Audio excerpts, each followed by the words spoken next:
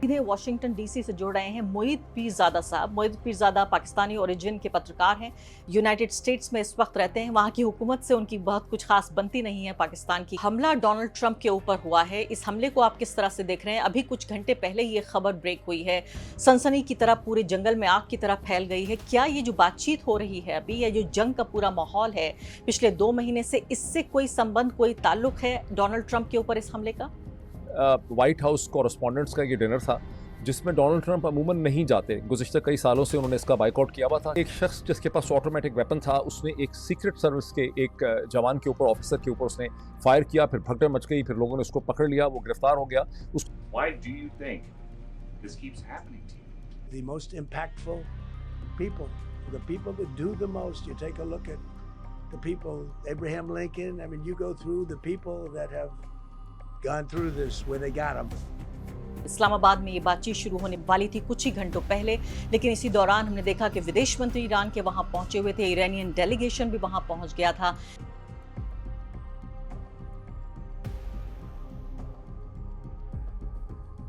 मुझे ये बताइए कि इस वक्त पाकिस्तान जिस तरह से ग्लोबल स्टेज पर अपनी पोजीशनिंग कर रहा है, एक अच्छा, मैं कहूंगी उसका एक कद तो बन रहा है, लेकिन इसके साथ साथ क्या पाकिस्तान ने अपनी प्रेस्टीज से भी इस नेगोशिएशंस को जोड़ लिया है? अब जो चीज़ आप कह रही हैं कि पाकिस्तान में उसको बहुत ज़्यादा चर्चा किया जा रहा है, वो एक अनफॉर्चुनेट चीज़ है कि वो बहुत ज़्यादा उसको इमेच्योर तरीके से हैंडल कर रहे हैं। पाकिस्तान जो अगर डोनाल्ड ट्रंप कहते हैं कि दिन है तो दिन, और रात कहते हैं कि तुम दिन को अगर रात कहो तो मैं रात कहूंगा, तुमको जो पसंद हो मैं वो बात कहूंगा। हुकूमत इस आइडिया को प्रमोट कर रही है। वंस अगेन उसकी रीज़न ये है कि ये एक इंतहाई अनपॉपुलर हुकूमत भी है, अनफॉर्चुनेटली। नमस्कार, इस खास कार्यक्रम में आपका बहुत बहुत स्वागत है। मैं हूं आरफा खानम शेरवानी। ईरान और यूएस के बीच बातचीत एक ऐसे मकाम पर अटक गई है कि पूरी दुनिया की सांस एक तरह से अटकी हुई है कि जंग अब शुरू होगी या तब। इस्लामाबाद में ये बातचीत शुरू होने वाली थी कुछ ही घंटों पहले, लेकिन इसी दौरान हमने देखा कि विदेश मंत्री ईरान के वहां पहुंचे हुए थे, ईरानियन डेलीगेशन भी वहां पहुंच गया था, लेकिन ईरान की शर्तों को मानने के लिए तैयार नहीं है यूनाइटेड स्टेट्स, और ईरान बिना अपनी शर्तों के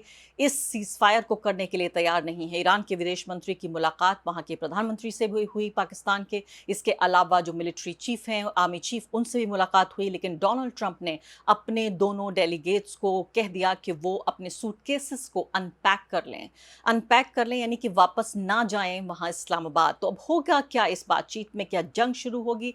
फिर से वही हिंसा, वही वायलेंस देखेगी दुनिया? इसी बीच एक बहुत ही अजीब सी खबर मैं कहूंगी, और एक हिंसक खबर वो आई, वो ये कि डोनाल्ड ट्रंप जो कि वहां कॉरेस्पॉन्डेंट्स का व्हाइट हाउस में एक डिनर प्रोग्राम होने वाला था, उसी दौरान उनके ऊपर किसी व्यक्ति ने हमला कर दिया। क्या इस हमले का कोई संबंध है ये जो बातचीत चल रही है उससे? इस पूरे मसले को कैसे देखा जाए? पाकिस्तान ने, जिसने अपनी पूरी ग्लोबल जो प्रेस्टीज है, यानी अपने के लिए एक इज्जत का सवाल बना लिया है इन पूरे नेगोशिएशंस को, क्या अब जब बातचीत नहीं हो पा रही है या बातचीत रुकी हुई है, तो क्या ये माना जाए कि सीधे सीधे पाकिस्तान की जीत और हार से इसको जोड़ा जा रहा है? इस मुद्दे पर बातचीत करने के लिए और बहुत ही कॉम्प्लेक्स सवालों के जवाब देने के लिए मेरे साथ इस वक्त सीधे वाशिंगटन डीसी से जुड़ रहे हैं मोईद पीरजादा साहब। मोईद पीरजादा पाकिस्तानी ओरिजिन के पत्रकार हैं, यूनाइटेड स्टेट्स में इस वक्त रहते हैं। वहां की हुकूमत से उनकी बहुत कुछ खास बनती नहीं है पाकिस्तान की, कई मुकदमे भी उनके ऊपर हैं। और मैं अपने यहाँ ऑडियंस को ये बताना चाहती हूँ कि जब हामिद मीर साहब और हसन निसार साहब, ये दो पाकिस्तानी कमेंटेटर्स और जर्नलिस्ट का मैंने इंटरव्यू किया, तो मेरे पास से दर्शकों की, ऑडियंस की भारी मांग आई कि मुझे मोईद पीरजादा साहब को बुलाना है अपने प्रोग्राम में। मैंने उनका कॉन्टैक्ट तलाश किया आपके लिए और उन्हें यहाँ दावत दी। बहुत बहुत शुक्रिया मोईद साहब यहाँ आने के लिए, बातचीत करने के लिए। मुझे पता है अमेरिका में इस वक्त आधी रात से भी ज्यादा का वक्त बीत चुका है, फिर भी आप हमसे बात करने के लिए तैयार हुए, शुक्रिया। आरफा, बहुत शुक्रिया, और तमाम लोग जिन्होंने रेकमेंड किया उनकी बहुत नवाजिश, उनकी great appreciation for them, thank you. Mohit साहब, सबसे पहला सवाल तो मेरा आपसे यही है कि जो हमला डोनाल्ड ट्रंप के ऊपर हुआ है, इस हमले को आप किस तरह से देख रहे हैं? अभी कुछ घंटे पहले ये खबर ब्रेक हुई है, सनसनी की तरह पूरे जंगल में आग की तरह फैल गई है। क्या ये जो बातचीत हो रही है अभी, ये जो जंग का पूरा माहौल है पिछले 2 महीने से, इससे कोई संबंध, कोई ताल्लुक है डोनाल्ड ट्रंप के ऊपर इस हमले का? हम डोनाल्ड ट्रंप पे हमले की तरफ पहले आ जाएं, उसके फैक्ट्स तो ये हैं कि अब से तकरीबन 2 ढाई घंटे पहले ये सूरत हाल डेवलप हुई है, और अब तक इसके जो फैक्ट्स हैं कि वाइट हाउस कॉरेस्पॉन्डेंट्स का ये डिनर था जिसमें डोनाल्ड ट्रंप अमूमन नहीं जाते। गुज़िश्ता कई सालों से उन्होंने इसका बायकॉट किया हुआ था क्योंकि ये एक ऐसा डिनर था जिसमें जो भी प्रेज़िडेंट आता है, चीफ़ एग्ज़ीक्यूटिव आता है, उसका मज़ाक भी बहुत उड़ाया जाता है, उसको रिडिक्यूल किया जाता है। ये ट्रेडिशन है इसका, जो भी प्रेज़िडेंट आता है, वो उसकी किट लगाते हैं वहाँ पे। तो डोनाल्ड ट्रंप इस वजह से, वैसे भी डोनाल्ड ट्रंप के अमेरिकन मीडिया के साथ ताल्लुकात जो हैं वो ख़ासे कशीदा ही रहते हैं, कभी भी उनके खुशगवार ताल्लुकात नहीं रहे। लेकिन अचानक ये पता चला कि डोनाल्ड ट्रंप ने ये इन्विटेशन जो है वो एक्सेप्ट कर लिया है। उस वक़्त भी ख़ासी आईब्रोज़ रेज़ हुई थी कि डोनाल्ड ट्रंप यहाँ पे क्यों आ गए। अब ये जो वाक़या हुआ है, जब डोनाल्ड ट्रंप सीटेड थे अंदर हॉल के अंदर, हिल्टन के अंदर, उस वक़्त जो उसकी लॉबी है, वहाँ पर एक शख्स जिसके पास ऑटोमेटिक वेपन था, उसने एक सीक्रेट सर्विस के एक जवान के ऊपर, ऑफिसर के ऊपर उसने फायर किया, फिर भगदड़ मच गई, फिर लोगों ने उसको पकड़ लिया, वो गिरफ्तार हो गया, उसको कोई गोली नहीं लगी, उसको हिरासत में ले लिया गया है और अभी तक वो एक कैलिफोर्निया का रेजिडेंट है, वो वाइट है, वो क्रिश्चियन है, उसका नाम मैंने देखा है कोल या समथिंग उसका नाम है, तो कोई ऐसी बात नहीं है कि वो कोई मुसलमान है या मिडिल ईस्टर्न है या कोई ईरानी है, ये बात तो उसमें से रूल आउट हो गई है। अब वो कौन है, उसके मोटिव क्या है, अभी तक सीक्रेट सर्विस और एफबीआई ने ये नहीं कहा कि उसके क्या मोटिव हैं। अब डोनाल्ड ट्रंप ने उस पे पोजीशन ये ली है कि पहले तो उन्होंने बड़े एक कॉन्फिडेंस का मुज़ाहरा किया कि सब कुछ ठीक है, मैं चाहता हूँ कि ये जो सेमिनार, ये जो भी इस वक़्त सेशन है, ये जारी रहे, लेकिन फिर उन्होंने कहा कि सीक्रेट सर्विस कह रही है कि नहीं, मुनासिब है कि इसे कैंसल कर दिया जाए। उसके बाद उन्होंने एक प्रेस कॉन्फ्रेंस की व्हाइट हाउस से, उसमें एक उनका जुमला बहुत इंटरेस्टिंग था, जब उन्होंने कहा कि शायद जो भी उस शख्स का या उस प्रेसिडेंट का जिसका इम्पैक्ट होता है, उस पे हमले जो हैं वो ज़्यादा होते हैं। वहाँ से अब ज़ाहिर एक चहमगोइयाँ हो रही हैं कि आखिर ये हमला क्यों हुआ, कैसे हुआ? एक हमलावर जिसके पास वेपन था, वो होटल की लॉबी में कैसे पहुँच गया? उसकी एक एक्सप्लेनेशन ये भी आ रही है सामने कि वो होटल में ठहरा हुआ था।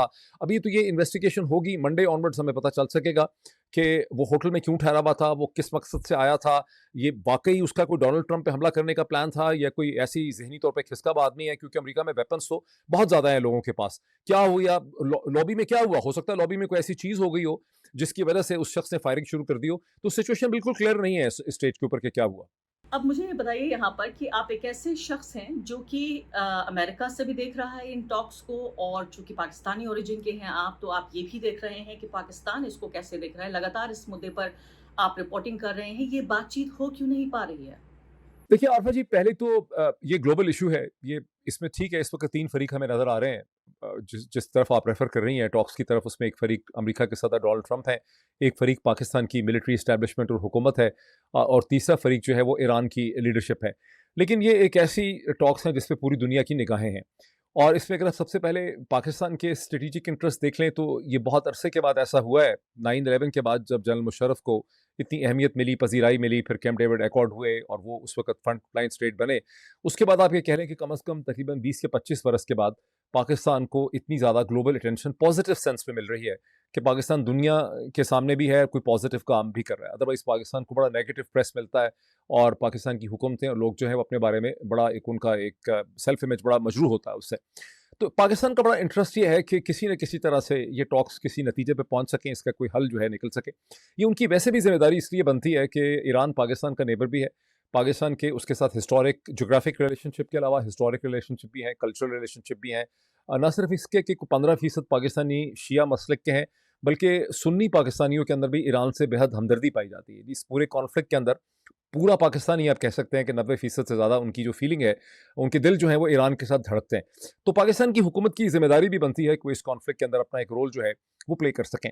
अब ये जो चीज़ अभी हुई है आपके सामने गुज़िश्ता चंद घंटों में, आप कह लें गुज़िश्ता 12 घंटों में, यहाँ पर एक कन्फ्यूजन है। आपने मुझसे 24 घंटे पहले जब कहा था कि जब हम बात करेंगे उस वक़्त तक मुज़ाकरात आगे चल चुके होंगे और उसका कोई ना कोई रिज़ल्ट आ गया होगा। तो आपको याद होगा कि मैंने आपको टेक्स्ट किया था कि शायद ये कोई बातचीत या मुज़ाकरात की मीटिंग हो नहीं पाएगी। उसकी वजह ये है कि ईरान की साइड तो बिल्कुल क्लियर थी पहले वक़्त से ही, उनके फ़ॉरेन ऑफ़िस मुसलसल कह रहा था कि हमारी जो डेलीगेशन होगा उसका अमेरिकन्स के साथ कोई मुलाकात नहीं है, और हमारा जो ट्रिप है फ़ॉरेन ऑफ़िस का, ये एक ट्राई कंट्री, एक 3 ममालिक का एक ट्रिप है, जिसमें ईरान पाकिस्तान को, ओमान को और उसके बाद रशिया को और मॉस्को को ब्रीफ करना चाहता है अपनी पोजीशन के ऊपर विज़ अमेरिकन टॉक्स। और ये भी उन्होंने कहा कि पाकिस्तान में वो इसलिए आ रहे हैं कि जिस तरह से पाकिस्तान के army chief general Asim Munir Iran तशरीफ़ ले गए थे, और वहाँ उन्होंने अमेरिकन पॉइंट ऑफ व्यू जो है वो ईरानियों के सामने रखा था। वो प्रेसिडेंट ट्रंप का एक मैसेज लेकर गए थे, एक तरह से प्रपोजल लेकर गए थे। तो उसका फॉर्मल जवाब, चूँकि ईरानी सिस्टम जो है वो सिंगल पर्सन नहीं है, ईरान का सिस्टम में मल्टीपल इंस्टीट्यूशंस हैं, फिर जो मुश्तबा खामेनाई हैं उनको एक बहुत हिफाजत से बहुत दूर छुपा के रखा गया है। तो ये पूरी कंसल्टेशन के बाद वो ईरान का एक काउंटर प्रपोजल लेकर आए हैं पाकिस्तान को देने के लिए, ताकि अमेरिकन को कन्वे किया जाए। लेकिन अमेरिकन के साथ उनका फेस टू फेस बातचीत करने का कोई प्लान था ही नहीं। अब ये बड़ी अजीब सी बात है कि पूरी दुनिया के ज़राए अबलाग ने, अमेरिका ने, भारत ने, हिंद, पाकिस्तान, हर जगह एक अंडरस्टैंडिंग ये थी कि शायद यहाँ पर कोई फेस टू फेस मीटिंग होगी, और उसमें डोनाल्ड ट्रंप ने ये कह दिया कि Steve Witkoff and Jared Kushner जो है वो ट्रैवल करेंगे।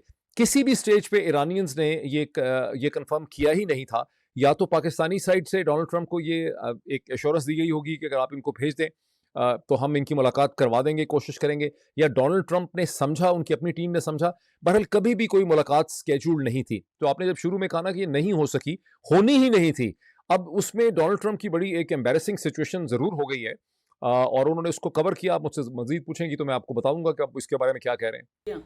मैं यही आपसे पूछना चाहती थी, मेरा दूसरा सवाल आपसे यही होने जा रहा था कि ये बताइए, पाकिस्तान की ये पूरी जो पोजीशनिंग है, इसको आप किस तरह से देखते हैं? किसके करीब है पाकिस्तान? क्या ईरान का नुमाइंदा बन के यूएस से बात कर रहा है? यूएस का मैसेज जो है ईरान तक डिलीवर कर रहा है? हिंदुस्तान में जो यहाँ थिंकिंग है वो ये कि एक तरह से एक मैसेंजर है यूएस का, क्योंकि यूएस सीधे तौर पर बातचीत नहीं कर पा रहा है ईरान से, तो एक मैसेंजर के तौर पर पाकिस्तान बातचीत करता है, मैसेज डिलीवर करता है, लेकिन इसको प्रोजेक्ट ऐसे किया जाता है कि बहुत बड़ी ताकत बन गया है पाकिस्तान। नहीं देखिए, हिंदुस्तान के अंदर की जो डिबेट है ना पाकिस्तान के हवाले से, वो मैं देख रहा हूँ उसको बहुत इंटरेस्टिंग है, बिकॉज वहाँ पर एक हार्ट बर्निंग सी है कि भी पाकिस्तान को कोई बहुत बड़ा रोल ऐसा मिल गया है और हम पीछे जो है रह गए हैं। पाकिस्तान को रोल इसलिए मिला है कि पाकिस्तान ईरान का नेबर है। पाकिस्तान के हिस्टोरिक, ज्योग्राफिक, कल्चरल रिलेशनशिप है। पाकिस्तान का इस्लाम और जो मज़हब है वो भी ईरान से ट्रेवल करके आया है। पाकिस्तान की उर्दू ज़ुबान जो है वो भी ईरान की पर्शियन लैंग्वेज की डेरिवेटिव है। पाकिस्तान की क्यूजीन, कल्चर, लिबास सब जो है वो वहाँ से डिराइव्ड है। तो पाकिस्तान का एक रिलेशनशिप बनता है ईरान के साथ। अब हिंदुस्तान में जब इसको कहा जाता है कि ठीक है मैसेंजर है, देखिए पाकिस्तान के साइज़ का कोई भी मुल्क अगर होगा और वो अमेरिका और ईरान के दरमियान में रोल प्ले कर रहा होगा, तो वो एक तरह से एक मैसेंजर ही का रोल प्ले कर पाएगा। पाकिस्तान चीन नहीं है, पाकिस्तान रूस नहीं है, पाकिस्तान यूरोपियन यूनियन नहीं है कि वो दोनों साइडों को डिक्टेट करवा सके।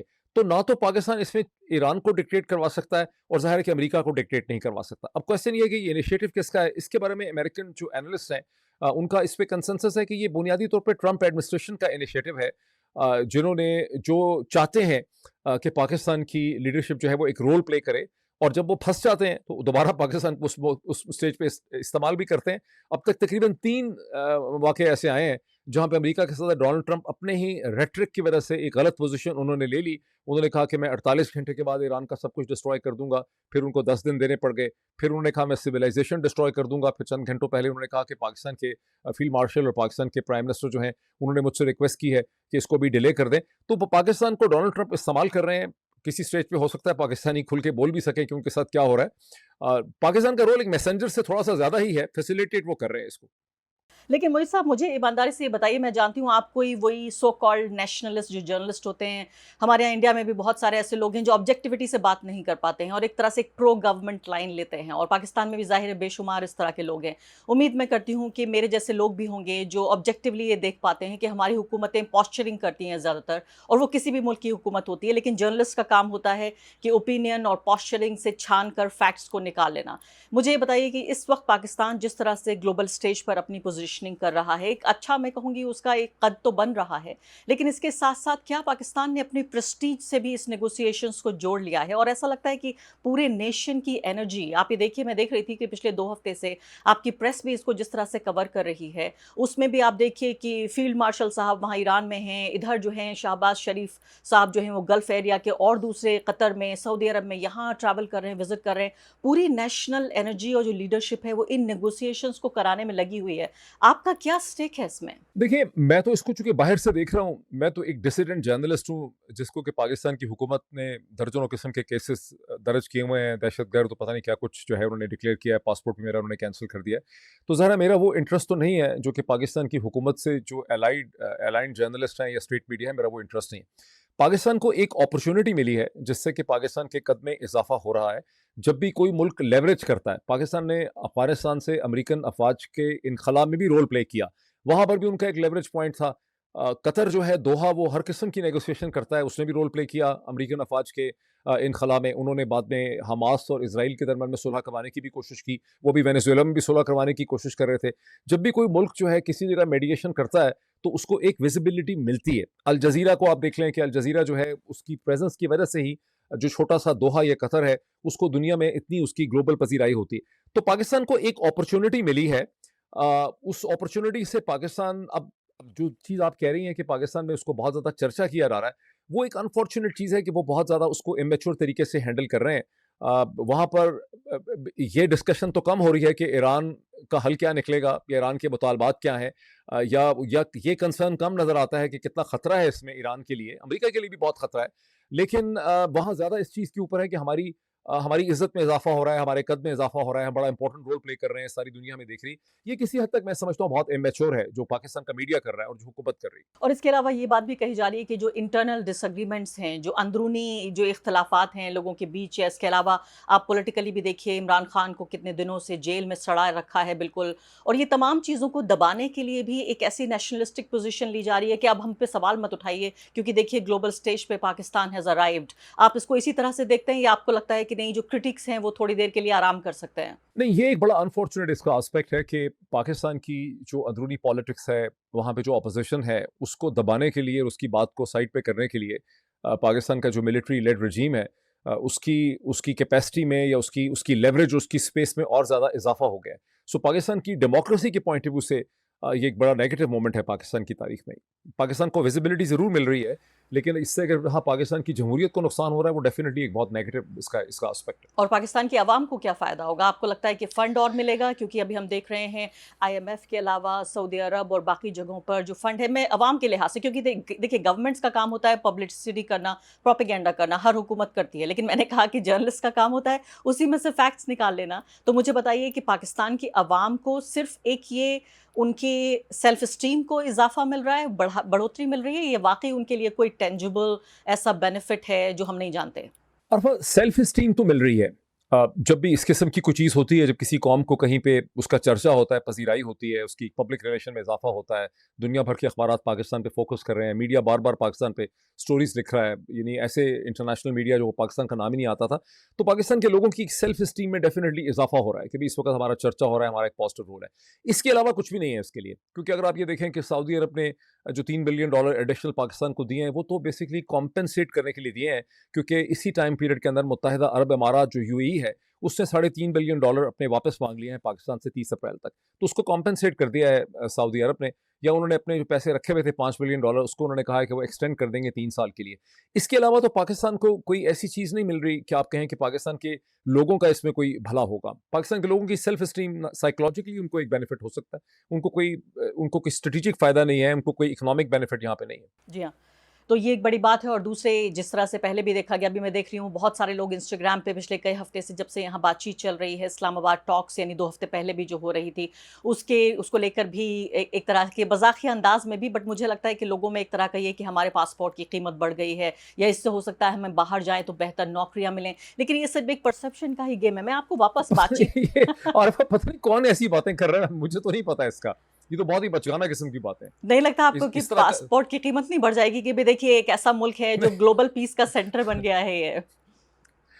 नहीं, ये तो देखें, अब कोई भी कंट्री अगर ऐसा हो, पाकिस्तान अनफॉर्चुनेटली देखें, पहली बात है कि ठीक है, हिंदुस्तान एक ज़्यादा ओपन सोसाइटी है, प्लूरल सोसाइटी है। ग्लोबल साउथ में हिंदुस्तान वाहिद मुल्क ऐसा है जहाँ पर इंफॉर्मेशन फ्लोज जो हैं वो बहुत ज़्यादा हैं। वहाँ पर कभी भी प्रेस को उस तरह से नहीं दबाया गया, क्योंकि रिस्ट्रिक्शंस हैं पहले के मुकाबले में ज़्यादा।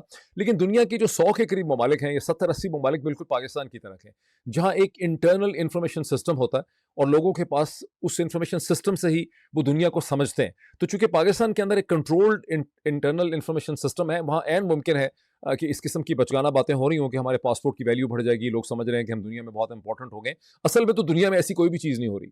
जी हाँ। और इससे पहले कि मैं टॉक्स पे वापस लौटूं, एक और जो ये परसेप्शन गेम है, ये पूरा मुझे लगता है गेम ऑफ परसेप्शन ही है।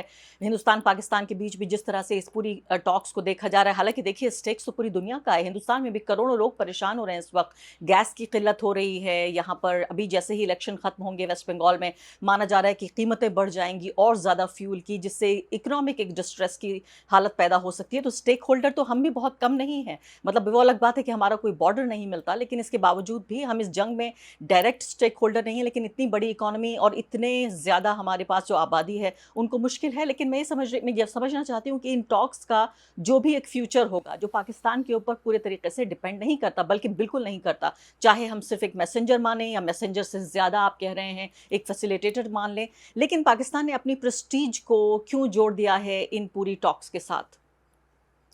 देखिए, पहली बात तो है कि हिंदुस्तान भी इसमें एक रोल प्ले कर सकता था, लेकिन हिंदुस्तान ने एक गलत मूव ऐसी कर दी स्ट्रेटेजिकली कि इस जंग के शुरू होने से सिर्फ 2 दिन पहले, जबकि जंग शुरू होना बिल्कुल क्लियर था कि ईरान पे हमला होने वाला है, उस वक्त हिंदुस्तान के prime minister Narendra Modi Israel चले गए, जहां उनको बहुत वार्मली एम्ब्रेस किया गया।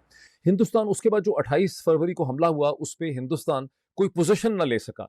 आप ये देखिए कि आयतुल्लाह अली खamenei को जिस तरह से शहीद कर दिया गया, उस पर भी इंडिया की गवर्नमेंट कोई पोजीशन ना ले सकी। अब दुनिया की अक्सर गवर्नमेंट्स डर जाती हैं, लेकिन हिंदुस्तान का इसके ऊपर बहुत ज़्यादा डर जाना या पीछे हट जाना जो था, वो इसलिए अजीब था कि हिंदुस्तान का साइज़ बहुत बड़ा है। अगर आप दुनिया में 4 बड़ी पावर्स देखें, पावर सेंटर्स देखें, अमेरिका, रूस, चीन, तो उसके बाद चौथी पावर सेंटर जो है, वो हिंदुस्तान ही आता है। लेकिन हिंदुस्तान बिल्कुल, जबकि चीन ने और रूस ने बहुत खुल के इसकी मजम्मत की, बड़ी स्ट्रॉन्ग उन्होंने पोजीशन ली कि जो कुछ हुआ है वो गलत हुआ है, हिंदुस्तान इस पर कोई पोजीशन नहीं ले सका। अगर हिंदुस्तान की पोजीशन उस वक्त न्यूट्रल होती, तो हिंदुस्तान शायद पाकिस्तान से ज़्यादा बढ़ के इसमें एक रोल प्ले कर सकता, बिकॉज हिंदुस्तान मशरक़ वस्ता की जीसीसी कंट्रीज़ की एक तो उसकी देखें ह्यूमन रिसोर्स बहुत ज़्यादा है, दुबई के अंदर, सऊदी अरब के अंदर, कतर में, हर जगह है। फिर उनकी उनकी एनर्जी डिपेंडेंस भी बहुत ज़्यादा है, उनका बहुत एक इंटरडिपेंडेंस है इस पूरे रीजन के साथ, तो ईरान के साथ भी हिंदुस्तान के बहुत ताल्लुकात हैं। तो हिंदुस्तान रोल प्ले नहीं कर सका, बिकॉज हिंदुस्तान ने एक गलत मूव की इस जंग के शुरू होने से सिर्फ 2 दिन पहले। अब आई डोंट नो कि इस वक्त दिल्ली के अंदर, साउथ ब्लॉक के अंदर इसके हवाले से क्या फीलिंग्स नहीं, है, इसके अंदर वो पाई जाती फीलिंग ये है कि भई पाकिस्तान जो हर अगर डोनाल्ड ट्रंप कहते हैं कि दिन है तो दिन और रात कहते हैं कि तुम दिन को अगर रात कहो तो मैं रात कहूँगा, तुमको जो पसंद हो मैं वो बात कहूँगा। जिस तरह से डोनाल्ड ट्रंप की हर बात में हाँ मिला रहे हैं, हमारे जो फॉरेन मिनिस्टर हैं उन्होंने कहा कि भई हम दलाल नहीं हैं, तो इसलिए भी हम अपने को डिस्टेंस भी कर रहे हैं। अब मुझे नहीं पता कि एक एस्टेब्लिशमेंट में इसको लेकर किस तरह से, लेकिन आम लोग भी शायद इसको, वो लोग कम से कम जो यहाँ गवर्नमेंट को या मैं कहूँगी बीजेपी के सपोर्टर्स हैं, वो इसी तरह से देखते हैं। लेकिन चलिए उस पर किसी और रोज़, हम काफ़ी चर्चा इस बात पे कर चुके हैं कि नरेंद्र मोदी जी इस मुद्दे को किस तरह से देखते हैं। मैं आपसे पूछ रही थी कि प्रेस्टीज से क्यों, अपनी इज्जत से क्यों जोड़कर देख रहा है पाकिस्तान इस नेगोशिएशंस को, क्योंकि इतनी एनर्जी लगा दी है अब कि बातचीत फेल हुई तो पाकिस्तान फेल हो गया, बातचीत पास हो गई यानी बातचीत हो रही है तो पाकिस्तान की प्रेस्टीज आगे बढ़ रही है। देखिए, ऑफिशियली तौर पे तो पाकिस्तान की गवर्नमेंट ने कोई ऐसी पोजीशन नहीं ली कि जिससे ये कह सकें, आपके उसकी बेसिस पे आप ये कहें कि उनकी प्रेस्टीज जो है वो एट स्टेक है। ये और बात है कि जो हुकूमत से लिंक्ड सहाफ़ी हैं, टेलीविज़न चैनल हैं, अखबारात हैं, इस किस्म का वहाँ पे सेंटिमेंट्स वाइडली पाए जाते हैं और वो लोग हुकूमत से मुंसलिक भी हैं, इसलिए आप कह सकते हैं कि हुकूमत इस आइडिया को प्रमोट कर रही है। वंस अगेन उसकी रीज़न ये है कि ये एक इंतहाई अनपॉपुलर हुकूमत भी है, अनफॉर्चुनेटली। अब एक पाकिस्तानी ओरिजिन सहाफ़ी का एक हिंदुस्तानी चैनल के ऊपर ये कहते हुए वहाँ पर बहुत इसमें चीखें पड़ेंगी पाकिस्तान में, लेकिन इसकी हकीकत तो ये है ना कि ये मौजूदा हुकूमत जो है, ये एक बड़ी गैर मकबूल हुकूमत है, अनपॉपुलर गवर्नमेंट है। तो वो अपनी अनपॉपुलैरिटी की जो प्रॉब्लम है उसको भी वो छुपाते हैं जब उनको इस किस्म की कुछ चीज़ मिलती है। अब जैसे अमेरिका के वाइस प्रेसिडेंट जेडी वैंस जो है वो पाकिस्तान तशरीफ़ लाए और इस्लामाबाद के एक होटल में उनके मुज़ाकरात हुए, तो उसमें ज़ाहिर है इस हुकूमत को कहने का मौका मिलता है कि देखिए, हमने इमरान खान के ज़माने के मुकाबले में या गुज़श्ता 20 साल के ज़माने में हमने पाकिस्तान की अहमियत में, इज़्ज़त में कितना इजाफा कर दिया है। तो चूंकि उन्होंने ये पोजीशन ली हुई है, इसके अंदर से ही उनका एक स्टेक या उनकी एक वल्नरेबिलिटी भी इसके अंदर से पैदा हो रही है। वो कह नहीं रहे हैं, ये जो आप कह रही हैं ना कि वो कह रहे हैं कि जी हमारी प्रेस्टीज एट स्टेक है, वो ऑफिशियली तो पाकिस्तान के फॉरेन ऑफिस की या पाकिस्तान की मिलिट्री की कोई ऐसी पोजीशन नहीं है कि हम हर सूरत ये करवा के ही रखेंगे, हम ईरान को मनवा लेंगे अमेरिका के लिए या अमेरिका को मनवा लेंगे ईरान के लिए। देखिए, ऐसी तो कोई बात उन्होंने नहीं की है, लेकिन चूंकि उनके इंटरेस्ट इसके अंदर ऐसे वाबस्ता हो गए हैं और उनकी डोमेस्टिक पॉपुलैरिटी जो है अब वो इसके ऊपर स्टेक होती है कि वो इसमें फंस गए हैं इसके अंदर। और मैं लेबनान के लेके भी आपसे सवाल पूछना चाहती थी कि एक ऐसी सीज़ फायर है जिसको लेकर पूरे तरीके से ईरान तैयार हुआ।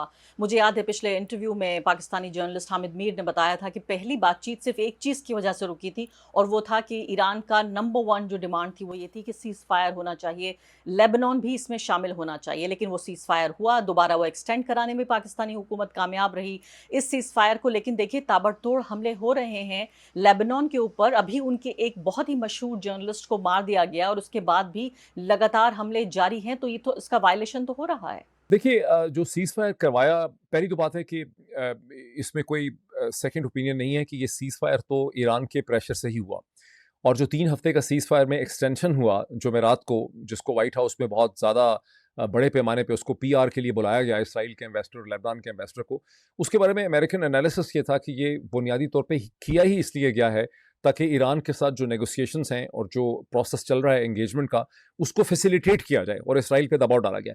लेकिन 24 घंटे नहीं गुजरे थे कि इसराइल ने सदर्न लेबनान पे अपना जो फॉरवर्ड उनकी लाइन है, जो 6 मील की उन्होंने खुद एक लाइन बनाई है, और उस 6 मील की लाइन के बाहर उनको कहा गया था कि वो कोई कार्रवाई नहीं करेंगे, लेकिन उसके बाहर उन्होंने लेबनान के गाँव मुख्तलिफ जो देहात थे, उसके ऊपर उन्होंने हैवी बॉम्बिंग की। फिर उसके जवाब में हिजबुल्लाह ने भी रॉकेट फायर शुरू किया। उसके बाद से सिलसिला जो है वो रुक नहीं सका। तो इसराइल यहाँ पर अमेरिका के अंदर से ये देखा जाता है कि इसराइल बिल्कुल एक सरकश बच्चा है, बिल्कुल एक बिगड़ा हुआ बच्चा है, अनोखा लाडला है, जिसके ऊपर अमेरिका के प्रेसिडेंट को और अमेरिकन पॉलिटिकल सिस्टम को किसी भी किस्म का कोई कंट्रोल नहीं है। बिकॉज इसराइल की लॉबी जो है वो अमेरिका के अंदर से पॉलिटिक्स को इस तरह से कंट्रोल करती है कि वो कुछ भी करते हैं, लेकिन अमेरिका उनका कुछ जो है बिगाड़ नहीं सकता, उनको कंट्रोल नहीं कर सकता।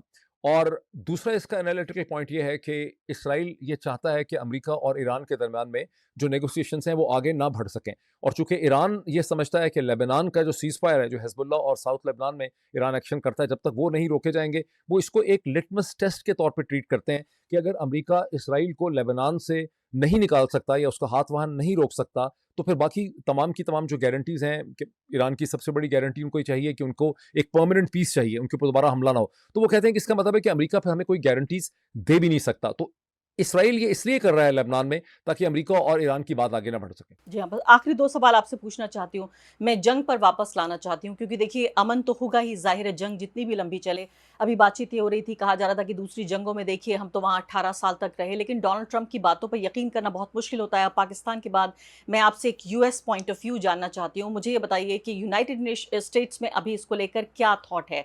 क्या जंग दोबारा शुरू करनी है? क्या इस जंग को लंबा खींचना है जो नेतन्याहू चाहते हैं? क्योंकि जो पीस और अमन का जो मुस्तकबिल है वो इसी पर डिपेंड करेगा कि अमेरिका क्या चाहता है, क्या वो जंग चाहता है या नहीं। जो एस्टेब्लिशमेंट है उसमें अभी क्या थॉट है, ये जंग का क्या फ्यूचर होने जा रहा है? ये अमेरिका में उस तरह की तो कोई एस्टेब्लिशमेंट नहीं है जिस तरह की चीन में है या पाकिस्तान में है। हिंदुस्तान का मैं कह नहीं सकता कि हम लफ्ज़ एस्टेब्लिशमेंट यूज़ कर सकते हैं या नहीं, लेकिन अमेरिका में उस तरह की एस्टेब्लिशमेंट नहीं है जिस तरह से लोग अमूमन उसको रेफर कर देते हैं। अमेरिका में एस्टेब्लिशमेंट का मतलब है कि कलेक्टिव मीडिया की आवाज़ क्या है, थिंक टैंक्स क्या सोचते हैं, हाउस के अंदर जो हाउस ऑफ रिप्रेजेंटेटिव में क्या थिंकिंग है, सेनेट के अंदर क्या थिंकिंग है, मुख्तलिफ लॉबीज़ जो हैं वो चीज़ों को किस तरह से ऑर्केस्ट्रेट कर रही हैं। तो ये जो जंग है ये इंतहाई गैर मकबूल है। अमेरिका के एकेडमिक सर्कल्स में, थिंक टैंक्स के अंदर, मेन स्ट्रीम मीडिया के अंदर जो लेगेसी मीडिया है, आप न्यूयॉर्क टाइम्स को देखें, वॉशिंगटन पोस्ट को देख लें, आप फॉरेन पॉलिसी को देखें, फॉरेन अफेयर्स को देखें, सीएनएन को देखें, सीबीएस को देखें, एमएस नाउ को देखें, जितना अल्टरनेट मीडिया है, तो ये जंग इंतहाई गैर मकबूल है। और एकेडमिक सर्कल्स में मसलसल हर दिन एक से एक ऐसे और कॉलम छपता है कि जंग हमारी जंग नहीं है, इसराइल ने और नेतन्याहू ने हमें इस जंग में फंसा दिया है। इस मौजूदा सेट्स ऑफ सर्कमस्टांसेस में अमेरिका के सदर के पास इतनी पॉलिटिकल स्पेस नहीं है कि वो खुद से, जब तक कि कोई और चीज़ ना हो जाए, कोई फॉल्स फ्लैग ऑपरेशन हो जाए, कोई ऐसा हमला हो जाए अमेरिका की फ़ौज के ऊपर, अमेरिका का कोई जहाज़ वहाँ पे डूब जाए, कोई 100 अमेरिका के सिपाही जो हैं वहाँ पे मारे जाएँ, जहाँ पे प्रेसिडेंट को एक सडनली स्पेस मिल सके पब्लिक में, वो कह सकें कि ईरान ने इसको एस्केलेशन किया है और हम ईरान को नहीं छोड़ेंगे, हम सबक सिखाएंगे। जब तक ऐसी कोई चीज़ नहीं होती, कोई नई सर्कमस्टेंसेस पैदा नहीं होते, जंग को सडनली एक्सपैंड करना जो है वो अमेरिकन प्रेसिडेंट की पॉलिटिक्स के अंदर फिट नहीं हो रहा है इस वक्त। इसलिए अमेरिकन प्रेसिडेंट को इसका हल निकालना है, और अब प्रॉब्लम उनके सामने हल वो इसलिए नहीं निकाल पा रहे कि उनको कोई ऐसा सोल्यूशन चाहिए जिसे वो अपने वोटर बेस के अंदर अमेरिकन पब्लिक को बेच सकें। और उसमें प्रॉब्लम यह है कि 2015 में जो joint comprehensive plan of action की ट्रीटी हुई थी, JCPOA, जिसको ईरान यूएस डील कहा जाता है, उसको डोनाल्ड ट्रंप ने 2017 में यूनिलैटरली खत्म कर दिया था। अब उनको उससे कोई ऐसी बेहतर डील चाहिए कि ईरान किसी ऐसी चीज पे मान जाए जो जो उस वक्त उन्होंने ओबामा को नहीं दी थी। जब तक उनको कोई ऐसी चीज नहीं मिलती, वो एक ऐसी चीज बनाना चाह रहे हैं उसमें से, और वो उसको लाना चाह रहे हैं एक डायरेक्शन में, उसमें वो फंसे हुए हैं। जी हाँ, और इसके अलावा ईरान के पॉइंट ऑफ व्यू से देखा जाए, आपने खुद इस बात का जिक्र किया, जो सुप्रीम लीडर हैं अयतुल्ला मुज्तबा, कि वो काफ़ी ज़्यादा इंजर्ड हैं, वो ज़्यादा ज़ख्मी हैं। अमेरिकन प्रेस में मैं ये भी सुन रही हूँ कि क्या वो ज़िंदा हैं या नहीं, क्योंकि जब आसिम मुनीर साहब पहुँचे ईरान तब भी उनसे बातचीत नहीं हुई, और ये माना जा रहा है कि क्या ये बातचीत इस वजह से भी फंसी हुई है कि या तो वो इस हालत में नहीं है कि कोई फ़ैसला ले पाएँ, और ईरान के अंदर ही एक तरह का डिसएग्रीमेंट है, एक इख्तिलाफ है कि कितनी बातचीत की जाए या नहीं की जाए, या जंग ईरान के फेवर में जा रही है। अलग अलग तरह के पॉइंट ऑफ व्यूज़ हैं, चूंकि मुश्तबा साहब ज़ख्मी हैं और फैसला लेने की हालत में नहीं हैं। दो तीन आपके सवाल हैं। पहली बात तो है कि मुश्तबा खामेनेई डेफिनेटली तौर पे ज़ख्मी हैं उसी हमले में जो 28 फरवरी को हुआ था। और 2 दिन पहले न्यूयॉर्क टाइम्स में बहुत तफ़सील इसकी न्यूज़ स्टोरी छपी। फरनाज़ फ़सीही की वो स्टोरी है जो 6 ईरानियन सोर्सेज़ जिसमें आईआरजीसी के सोर्सेज़ हैं, गवर्नमेंट के सोर्सेज़ हैं, उनकी मदद से उन्होंने स्टोरी लिखी है। और वो स्टोरी ये कहती है कि उनको बहुत हिफाज़त से किसी ऐसी जगह पे रखा गया है कि मुख्तलिफ लेयर्स के एलची जो हैं, जो हैंड रिटन नोट्स लेकर जाते हैं, यानी एलची ए एलची बी को देता है, बी सी को देता है, डी को देता है, ताकि किसी को ठीक तरह से उनकी जगह का ना पता चल सके और इलेक्ट्रॉनिकली उसको डिटेक्ट ना किया जा सके। उसके अलावा प्रॉब्लम यह है कि उनका चेहरा बहुत बुरी तरह से झुलस गया है, उनको प्लास्टिक सर्जरी की ज़रूरत है। प्रॉब्लम उनकी एक टांग या तो काट दी गई है या उसको काटना पड़ेगा बिकॉज़ उसके लिए एप्रोप्रिएट प्रोसेसेस ढूँढा जा रहा है। तो एक तो सिक्योरिटी कंसर्न्स है, सेकेंडली उनकी कंडीशन इस किस्म की है जिस वजह से उनकी अपीयरेंस नहीं है। फिर यह है कि इस वक़्त जो डिसीजन मेकिंग ईरान के अंदर हो रही है वो मुश्तबा खामेनेई ही अकेले नहीं कर रहे हैं, बल्कि उनकी वो पोज़ीशन तो नहीं है जो कभी भी आयतुल्लाह खामेनेई की थी। इस वक़्त जो डिसीजन मेकिंग है वो बहुत ज़्यादा डिफ्यूज़ है। उसमें इनपुट जो है वो उस ऑफिशियल टीम का भी है जो आपके सामने प्रेसिडेंट मसूद पेज़ेश्कियान की शक्ल में है, डॉक्टर अब्बास अरगची की शक्ल में है, जो उनकी पार्लियामेंट के स्पीकर हैं जनाब बाकर कलेबाफ, ये एक साइड है, दूसरी तरफ आईआरजीसी है, वो है, दूसरी तरफ मजलिस है, उनकी जुडिशरी है। तो एक बड़ा मिक्स किस्म का हाइब्रिड मॉडल इस वक़्त ईरान में ऑपरेट कर रहा है। लेकिन उसका ये मतलब नहीं है कि जिस तरह से डोनाल्ड ट्रंप कहते हैं कि वो फ्रैक्चर्ड हैं, वहाँ पे chaos मचा हुआ है। chaos उनका नहीं मचा हुआ।